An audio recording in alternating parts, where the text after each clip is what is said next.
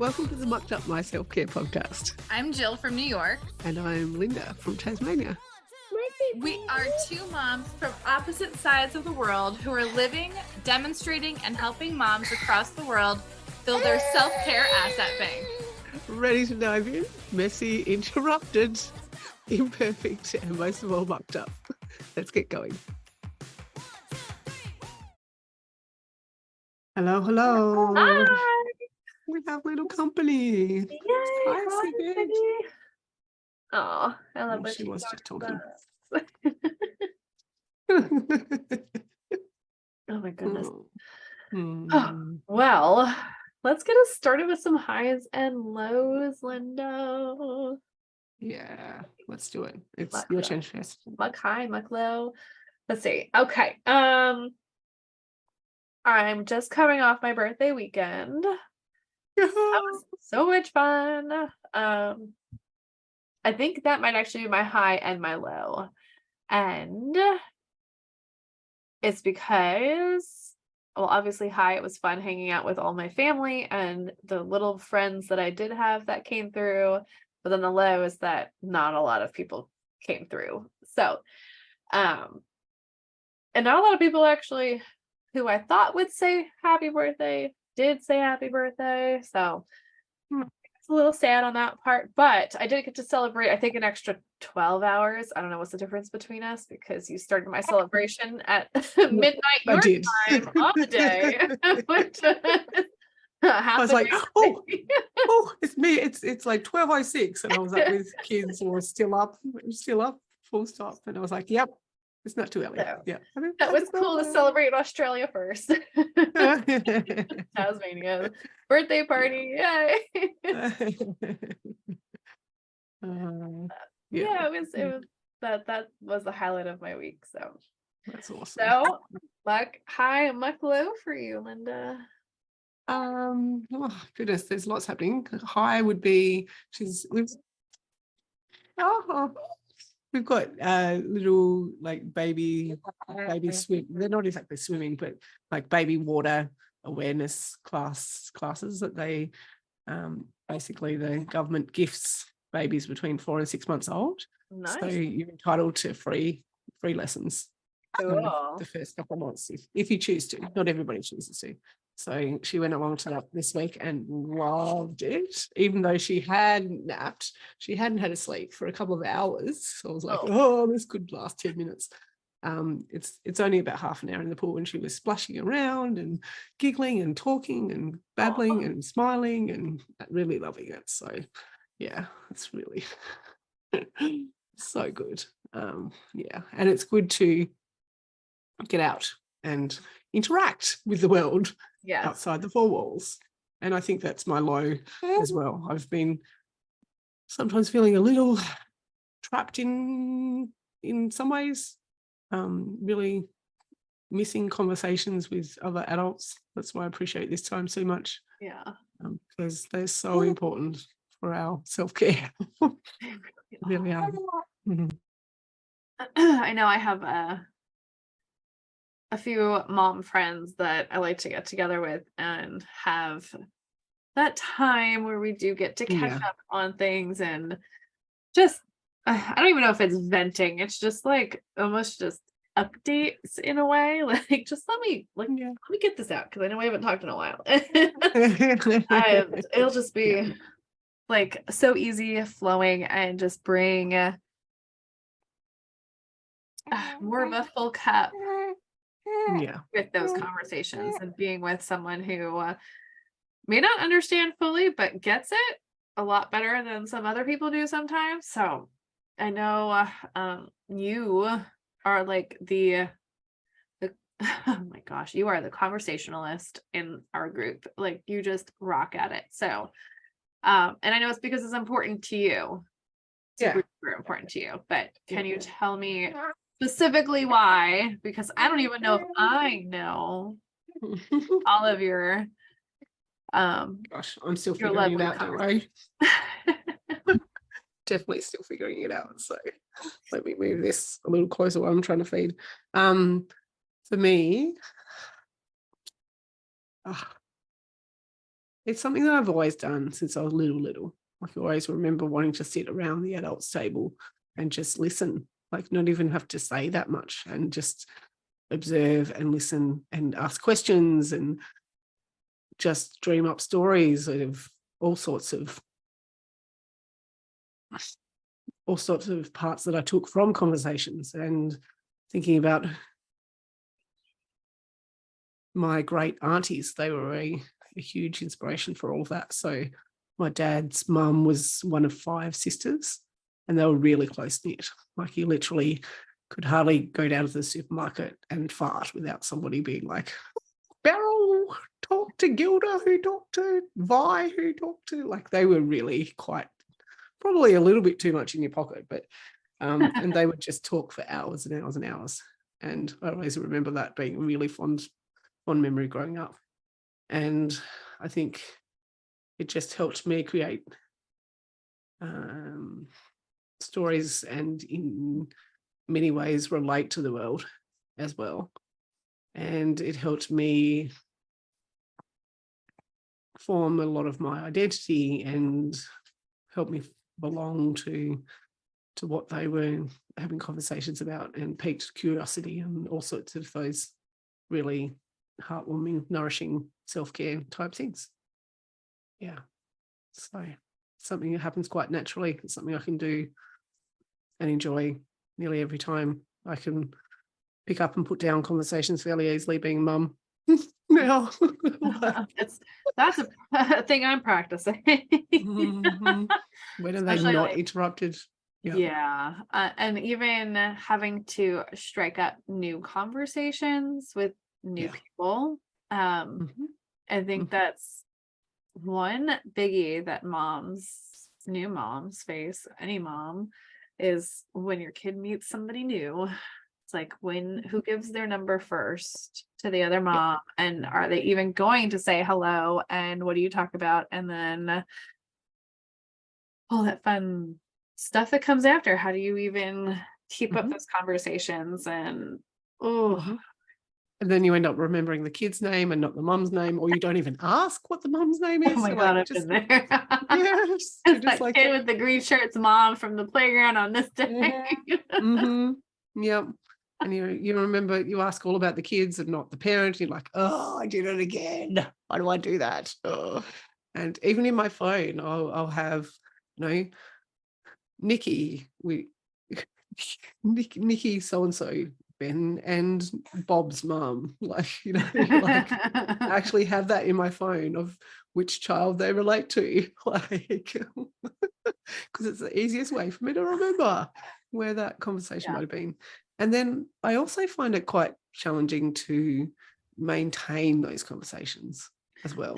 So you might have a really great buzz, or just something clicks really well with someone who you do meet in the park, and then you go your separate ways and you have exchanged numbers, and then what? And then it feels like it's a lot more effort to then try and continue to remember. Like we need it on sticky notes, I think, like Mikey's mum, like, or send him a text message, or that sort of thing. Yeah. Yeah. Well, I think those conversations I don't think we realize that the conversations that we do have can be a form of our self-care, even though they end up feeling heavy trying to remember, well, I should text that person, or I should call, and we should go to the park and go do this. But like, once we get there, after we've had that conversation, we walk away, we like feel so refreshed. And that's why I really like having these conversations on the podcast, and why I've always liked listening or even reading some other compilations of conversations like ours, where it's something I can relate to, or I can feel some kind of sense of wholesomeness from it, and just be like, oh, okay, that was a good listen or a good read, and now I feel a little bit more rejuvenated, refreshed, just in my mind, or even in my heart, just from that. I know you say also that this conversation between us helps you get that wholesomeness from and feeling of self-care afterwards. But are there other things that you listen to or read that have that same effect for you? Yeah. I think because I've been doing podcasting now in a production editing behind the scenes capacity for over, over, over 12 years that I've been doing that. There's definitely a lot of nourishment I still get from that. So being able to listen into those conversations as an observer, as an editor, as a storyteller, because when we produce podcasts, in many senses, we are producing stories. And depending on what level of podcast it is, some are more edited and polished than others. This is one of those ones that it's as raw and real and as it stands, which is also challenging for me to leave it alone and not do anything with it. Anyway, so How to put that one in there. Anyway, so yeah, look, I really do get a lot, and I know that I also process things verbally as well. So I can sit with it and I can write it out and everything, but without that missing link of the actual talking about it and talking it out, takes a while for it to get clear for me if I'm just sitting with my own thoughts and that sort of stuff. Not that that's an important, not that that's not important part of the process, but being able to have someone else to bounce off and how does this sound and how do you interpret that? Because sometimes what we say in our head doesn't always necessarily come out the same to somebody else. Yeah. So I think I found that with when my husband and I were doing our podcast episodes. So I don't know if I'd be able to do a solo podcast because I don't think I could I probably could sit here and talk by myself, but it'd be probably a lot of hot air coming out of my mouth. So, getting my husband's perspective out of his mouth into my ears in like that living proof way of we're recording this, we are putting this out there for other people to hear, made it so much more powerful for me to hear, even though we were the ones having the conversation and not just as an observer from the outside. I thought that was really cool for us to go through that. And yeah, these conversations are really freaking powerful sometimes. Yeah. And for me, it's also about remembering some of the moments or like the nostalgic sort of element to it as well. I've always loved a lot of the history aspect or last night we just had a conversation this morning for you, conversation on Clubhouse about like the different noises that create different nostalgia for us, like hearing the fire popping with the wood and opening the door on the fire and throwing the wood in, and things like hearing record players, or like there's lots of those old noises which pique a lot of memories for me, and conversations do the same thing. So if somebody starts talking about their experience at the beach with the dog on a rainy day, I can tap into my own memories, which make me feel more than just somebody who needs to stack the dishwasher again. Like, oh yeah, I might have had an experience like that, and get the chance to relive it for a moment as you're hearing their story too. And not only relive it, but be maybe motivated to do it again soon, like sooner than if I hadn't started talking about that. If I was just doing the chorly day to day and forgetting to brush my teeth and and then you lots get of chocolate. I should go do that. That was always fun when we went and did that. Yeah, exactly. So, and those moments where you catch up with some of your friends and they're like, so what have you been up to? And you're like, not much, like actually those sort of, as much as they're sometimes confronting, they're also a reminder for you, I think, that, well, actually maybe it might be nice for me to do some of these things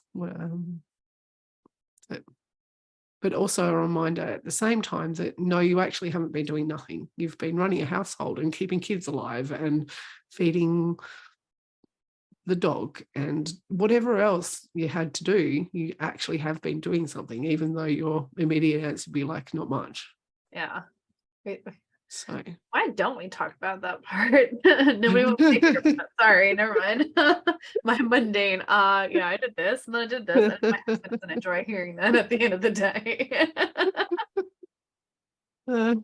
Start comparing how much poo you've picked up that week. Yeah.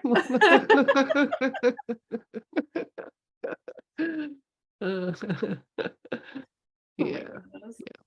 And I know that we also, before this podcast, had a conversation for my podcast as well, which is Stories with a Sunday Roast. Do you remember that conversation? I do. And that was probably one of the most that was the most nostalgic conversation I've ever had. Ever. Ever. Oh my gosh. Ever. That's a big deal. Yeah. Well, Sunday roasts first. You did exactly what you were saying before the clubhouse room that we had earlier this day that we're recording this, but like what brings up those memories and Sunday roast.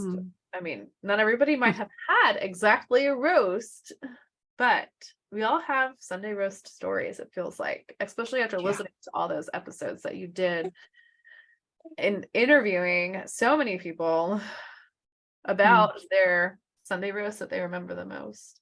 Yeah, and there were so many variations. So I know you were talking about sandwiches. Yeah. And roasting sandwiches. Like, and then other people had Passover or a very traditional Sunday roast. And then other people talked about, well, you know what, we don't do that so much at the moment. We just order pizza instead. Like there was so many variations, and there will be so many variations because it sounds quite simple, but it's a simple common denominator, but there's so many actual variations and aspects to that. It was one of my favorite projects, and it's still going because I'm actually going to turn it into a book now as well. Exciting. In my spare time. I can't wait to read it. It's going to be fantastic. But what I love about it, Linda, is you said this, and I will forever refer to your book in this way because I did love these books growing up, but you said you wanted it to be like the Chicken Soup for the Soul books, and it just made so much sense on how powerful those conversations were in nurturing me, even though I was young when I read them, and they were just such good stories. And I'm like, well, if that's what she's planning on doing, then I'm in. Like, sign me up for the whole volume, like the series. I want it all right now. And that's not joking. That's like all kidding aside, because I don't get to read a whole lot, and those kinds of shorter stories where you can read the conversation and put it down and not have to worry about, well, where did I leave off? Because you don't have to worry about what this last story was. That's it. It's something short to read and always have available just to get that little bit of good for the soul stuff. And thank you. Even the podcast itself gives you that right now too. Yeah. And look, doing something like that was quite eye-opening. It was in some ways quite scary and confronting, and the conversations were easy. The book is a little harder because I feel like I'm literally putting my heart into the pages, ripping it open. And the book was meant to come out 2 days before she was born. Then she came a month early. I was like, and so it's had to be paused, and it's stretched out, and there's a whole heap of guilt and shame because I did have these conversations over 6 months ago now. Yeah. And I'm sort of thinking, well, are people even going to remember what we talked, like that conversation? I interviewed Jill, sure, but so like she's had millions of other conversations since then. So yeah, there's been a lot involved. But at the same time, I'm really finding it so nourishing and love every minute of it. You know, I've had support along the way. I've had people like Holly in our community who has helped with the actual writing process and finding stories and mapping it out and helping with editing and all sorts of. And I actually edit her podcast, funnily enough. So it's all linked and intertwined and community. Yeah. So, but, for me, it's certainly an adventure. Well, I sure am looking forward to your release date and everything that comes after, because it's going to be a big success and open so many possibilities for so many readers and the people who are involved. It's going to be so good for everybody. Thank you. Can't wait. Well, there'll be a link in the show notes. There will. I'm going to take my huge bloated up head and go and just take a breath for a minute. And yeah, thank you so much. I love this conversation among so many. And yeah, look forward to the stories with the Sunday roast. Yes. Well, I hope this is encouraging for everybody listening to go out and have their conversations too, because no, you don't have to go to a podcast on it or write a book because of it, but it's all about nourishing yourself and filling up your cup with a conversation with another mom, another entrepreneur, somebody else who shares the ability to relive and be nostalgic about experiences. Yep. Well, Wanda, until next week. I hope you can unstuck your mark. Bye. See ya.